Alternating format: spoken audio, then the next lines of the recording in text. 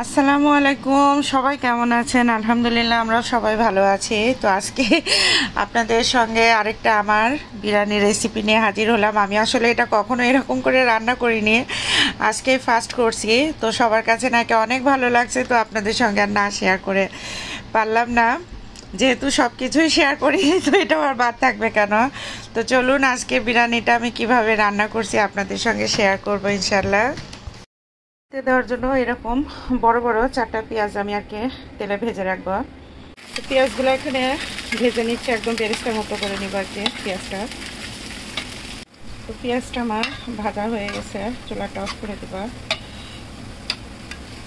পেঁয়াজগুলো এখন তুলে রাখবো।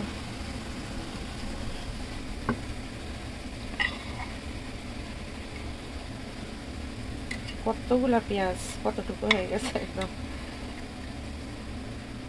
তবে কয়েকটা 3টা আলু দিছি আমি। আলুগুলো এইভাবে বড় বড় করে কেটে নিয়েছি বিরিয়ানিতে দেওয়ার জন্য। আলুগুলো কেটে রাখছিলাম, তার ভেতরে সামান্য একটুখানি হলুদের গুঁড়া, মরিচের গুঁড়া, জিরার গুঁড়া, আর দিচ্ছি সামান্য একটুখানি লবণ। তো ভালোভাবে মিক্সড করে এটা আমি তেলে আর কি ভেজে নিব। আমি যে তেলটার ভিতরে পেঁয়াজ ভেজে নিছি ওই তেলের ভিতরে এই আলুটা ভেজে নিব। তো আলুটা মাখানো শেষ, এখন তেলে আমি এটা একদম পুরাপুরি ভাজবো না, মানে অর্ধেক একটু শুধু হালকা সেদ্ধ করে নিব।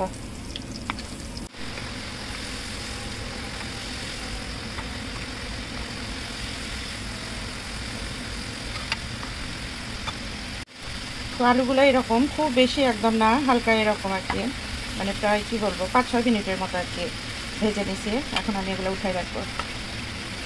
পরে আলুটা যে ভেজে রাখছিলাম আগে, সেটা আমি এই যে রোজ ওয়াটার দিয়ে একটুখানি ভেজাই রাখবো, সামান্য আর কি, বেশি না। উপরে উপরে দিয়ে এটা ভেজাই রাখবো, দিয়ে এটা ঢেকে রেখে দিব। পরে এটা দিব। মাংসগুলো আমি এভাবে ছোট ছোট আর কি, বেশি ছোট না, মাঝারি আর কি, এরকম করে মাংসগুলো কেটে রাখছি। এখানে প্রায় 6-7 পাউন্ডের মতো মাংস হবে। তো মাংসর ভেতরে দেওয়ার জন্য আমি এখানে রাখছি কাঁচামরিচ, তেজপাতা, জিরা, ধনিয়া গুঁড়া, জয়ফল, জয়ত্রী, কালো এলাচ, সাদা এলাচ, শাহি জিরা। এখানে নিছি 2-3 কি বলবো টিস্পুনের মতো চিনি, দারচিনি, পরিমাণ মতো লবণ, আর কিছু কিশমিশ, এখানে লং, গোলমরিচ, গোটা গোলমরিচগুলো, আর এটা স্টার কি বলে মশলা, এটার নাম জানি না আমি অবশ্য। আর দিছি সামান্য একটুখানি চিলি ফ্লেক্স আর লং। তো এই সবগুলা মশলা আমি এখন এই মাংসের ভিতরে দিয়ে দিব। ভিতরে আমি দিয়ে দিব এখন পরিমাণ মতো আদা রসুন বাটা। আমি এখানে আসলে সাদা টক দই ব্যবহার করতাম। তো টক দইটা যে আমার শেষ হয়ে গেছে আমার আর খেয়াল নাই, কিন্তু বাচ্চারা আজকে বিরিয়ানি খাবে। তো আমার কাছে এটা ইব্রাহিমের আর কি, ইব্রাহিম খায় এই দইটা, এটাও আর কি প্লেন ইয়োগার্ট। তো এই একটা ছিল, তো এই একটাই আমি দিয়ে দিলাম এটার ভেতরে।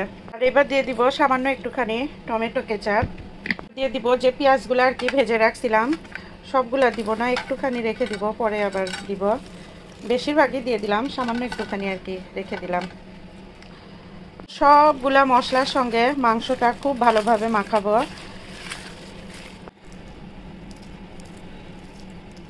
দিয়ে দিলাম পরিমাণ মতো একটুখানি তেল। তেলটা একটুখানি কমই দিলাম, কারণ পরে আমি একটু ঘি ব্যবহার করব পোলাওটা রান্নার সময়।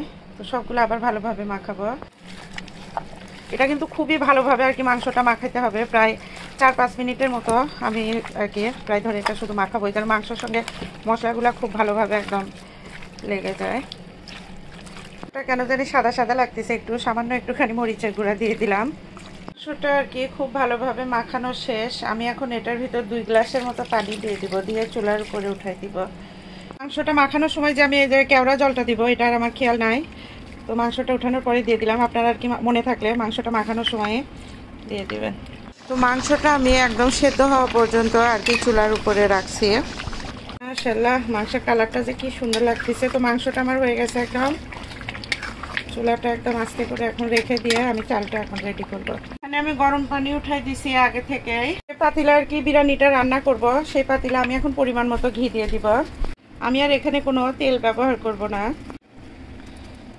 গরম হয়ে গেছে। এখানে আমি পোলার চাল, এখানে আপনারা যে কোনো চালই ব্যবহার করতে পারেন, ভাতের চাল বাদে বাসমতি রাইসও ব্যবহার করতে পারেন। এটা ভালোভাবে আমি ধুয়ে পানি ঝরাই রেখে দিয়েছিলাম। তো চালটা দিয়ে দিলাম, চালের মধ্যে দিয়ে দিলাম কয়েকটা কাঁচামরিচ। যেহেতু মশলা সব দেওয়াই আছে মাংসের ভেতরে, আমি আর এখানে কোনো আলাদা মশলা দিব না। চালটা আমি 4-5 মিনিটের মতো ভেজে নিছি। ভেজে নেওয়ার পরে দিয়ে দিলাম পরিমাণ মতো লবণ।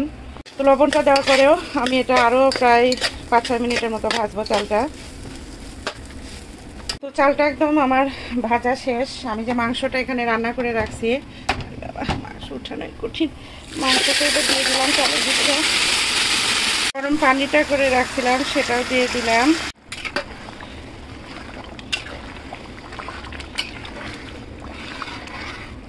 তো চুলাটা কিন্তু আমি এখন অনেক জোরে দিয়ে রাখছি, একদম হাই হিটে।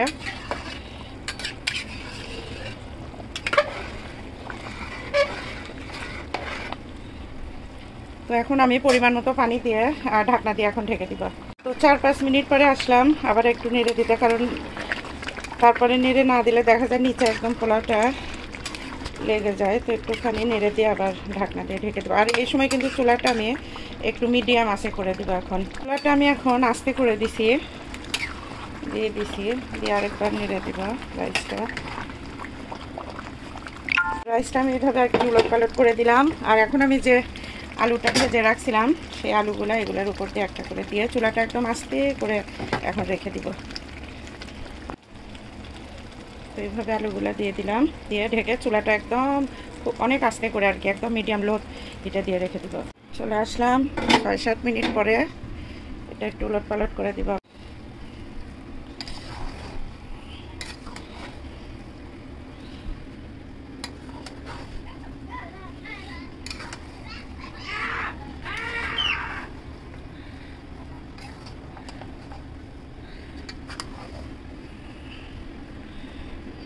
তো চলে আসলাম আবার 5-6 মিনিট পরে, আরেকবার নেড়ে দিব।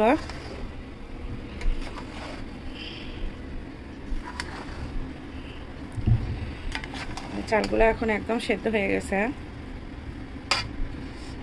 স্মেলটা এত সুন্দর বের হচ্ছে।